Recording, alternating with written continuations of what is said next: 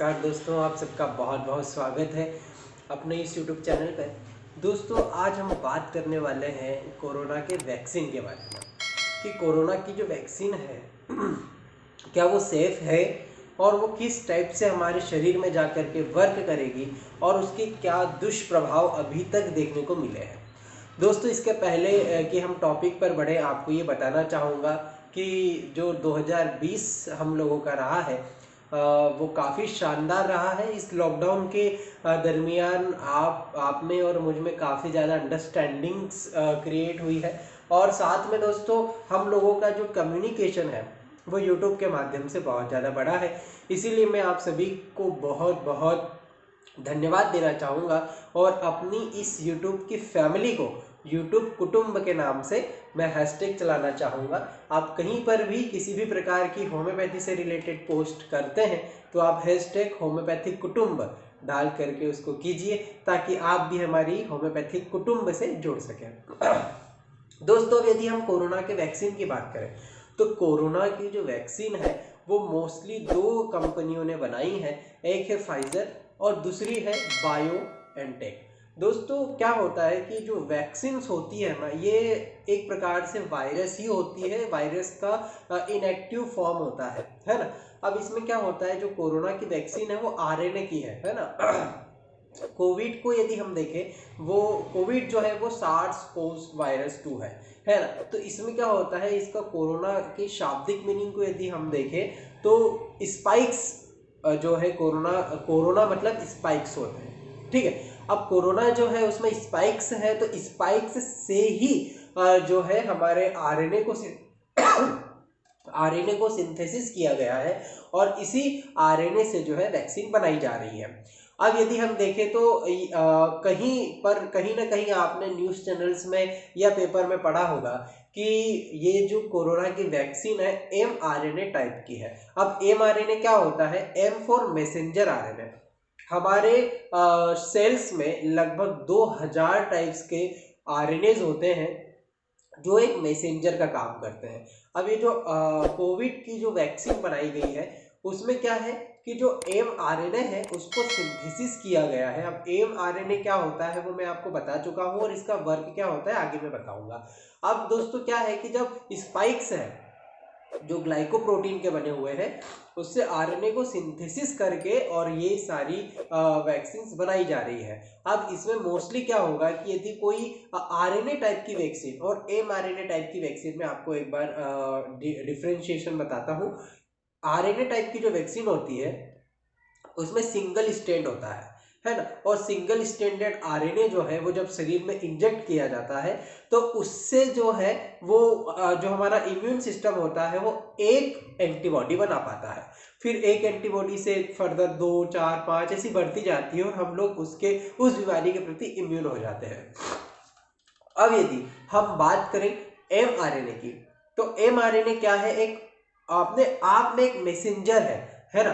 तो जब ये बॉडी में सेल के अंदर जाता है तो अपने जैसे कई सारे जो है एंटीजन को प्रोड्यूस कर देता है। अब कई सारे एंटीजन जब हमारे शरीर में जाते हैं तो जो हमारा इम्यून सिस्टम है उन एंटीजेंस के प्रति एंटीबॉडीज बनाने लगता है। इट मीन्स कि जो mRNA टाइप का जो वैक्सीन है वो हमारे शरीर में जा करके और बहुत सारी संख्या में बढ़ जाता है, मल्टीप्लिकेशन हो जाता है और उस मल्टीप्लिकेशन के कारण जो है हमारी जो इम्यून सिस्टम है वो एंटीबॉडीज बनाने लगता है और काफ़ी ज़्यादा इफेक्टिव mRNA टाइप की वैक्सीन होती है कंपैरिजन टू आरएनए टाइप की, है ना। अब यदि हम इसको देखें कि क्या ये सेफ है या नहीं, तो इसका मोस्ट कॉमनली यदि हम देखा जाए तो क्योंकि mRNA टाइप की वैक्सीन है तो ये सेफ है। परंतु इसकी एक टर्म एंड कंडीशन है कि जैसे अभी यूके में कई सारे लोगों को वैक्सीन लगी तो उन लोगों में से लगभग 4-5 लोग ऐसे थे जिनको एलर्जी थी और उस एलर्जी कंडीशन के कारण जो है उनको कुछ साइड इफेक्ट्स देखने को मिले। ये साइड इफेक्ट्स में सबसे कॉमन और सबसे घातक जो साइड इफेक्ट्स था वो बेल्स पाल्सी था। बेल्स पाल्सी मतलब क्या होता है कि जो आपका चेहरा है उसका पैरालिसिस, मुंह का लकवा, है ना, ये बहुत कॉमनली देखा गया है कि 4 पेशेंट ऐसे मिले जिनको बेल्स पाल्सी हो गई। और दोस्तों कई सारे लोगों को पैरालिटिक अटैक आए और लगभग ये कहा जा सकता है कि इसके दुष्परिणाम तो है ना, परंतु लगभग काफ़ी ज़्यादा अमाउंट में जब मेडिसिन को दी गई, वैक्सीन को दी गई, तो उसमें से कुछ ही लोग ऐसे थे। मतलब एक सर्वे आया था जिसमें लगभग कुछ हजार लोग थे जिनको ये वैक्सीन यूके में लगाई गई थी, और उन व्यक्तियों में से मात्र 4 लोगों को बेल्स पाल्सी हुई। हालांकि ये नंबर बहुत कम है, परंतु रिसर्च के पॉइंट ऑफ व्यू से देखा जाए तो ये नंबर भी काफ़ी ज़्यादा होते हैं। तो दोस्तों कहने का मतलब यही है कि कोविड की जो वैक्सीन है mRNA टाइप की है, और जिसमें आपको रिजल्ट काफ़ी अच्छे मिल सकते हैं। अभी तक पॉजिटिव रिजल्ट ही मिले हैं, परंतु हम ये कतई नहीं कह सकते हैं कि ये सेफ है, क्योंकि जब तक ये वैक्सीन को लगाने के 6 महीने तक पेशेंट को मॉनिटर नहीं किया जाता और ये नहीं देखा जाता कि इसके दुष्परिणाम कहाँ तक पहुँच सकते हैं, कहीं ये लाइफ थ्रेटनिंग तो नहीं हो सकता है, ये जानलेवा तो नहीं हो सकता है, तब तक कोई भी यह दावा नहीं कर सकता है कि ये जो वैक्सीन है ये फुल्ली 100% नॉन साइड इफेक्टेड है ना। अब हालांकि देखा जाए कि तो कोई सी भी वैक्सीन जो आप लगाते हैं, चाहे वो आप बच्चों को आपने लगाई हो, तो आपको पता होगा कि जब बच्चों को वैक्सीन लगाई जाती है तो लगभग 1-2 दिन तक फीवर आता है ना, और दूसरी दस्त वगैरह लग जाते हैं बच्चों को। तो ये कॉमनली साइड इफेक्ट्स देखने को मिल सकते हैं। ऐसे कैसे कोविड में भी कोविड की जो इंजेक्टेबल वैक्सीन आ रही है उसमें भी है। अब इसकी रूट की बात की जाए तो जो कोविड की वैक्सीन है वो IM लगाई जाती है, मतलब इंट्रामस्कुलर लगाई जा रही है।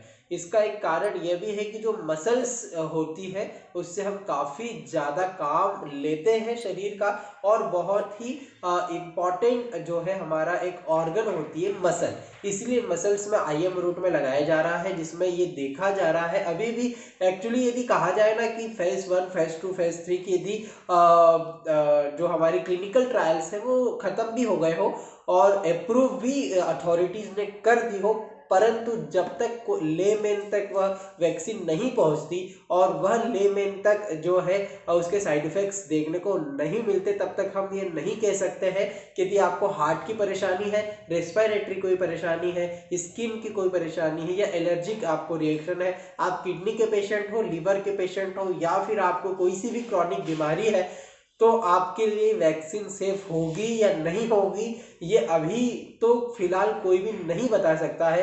क्योंकि जैसे मैंने आपको बताया कि वैक्सीन लगने के 6 महीने तक जब तक व्यक्ति को मॉनिटर किया जाएगा तब पता लगाया जाएगा कि ये वैक्सीन कितनी ज़्यादा कारगर है। दोस्तों वीडियो अच्छा लगा हो तो इसको लाइक कर दीजिए। ये इन्फॉर्मेशन जो है सभी तक जरूर पहुंचाइएगा, क्योंकि बहुत से लोग जो है इसी के ऊपर बैठे हुए हैं कि वैक्सीन आएगी और हम वैक्सीन को लगा करके अब बाहर निकलेंगे। तो बिल्कुल आप वैक्सीन को लगा करके बाहर निकल सकते हैं और उसका खतरा, जो कोरोना का खतरा है, वो कम हो सकता है, परंतु इसके लिए थोड़ा समय चाहिए रहेगा और कुछ और स्टडीज होना बाकी है जिससे ये पता लग सके कि आपके लिए 100% क्यूरेबल है या नहीं है कोरोना। दोस्तों यदि आप पहली बार मेरे चैनल पर आए हैं तो सब्सक्राइब कर दीजिए। मैं ऐसे ही homeopathy related, disease related video आपके साथ में साझा करते रहता हूं, और हमारे साथ में जुड़े रहने के लिए बहुत बहुत शुक्रिया। इंस्टाग्राम, फेसबुक पर फॉलो करना ना भूलें, और मिलता हूं आपको नेक्स्ट वीडियो में। तब तक के लिए नमस्कार।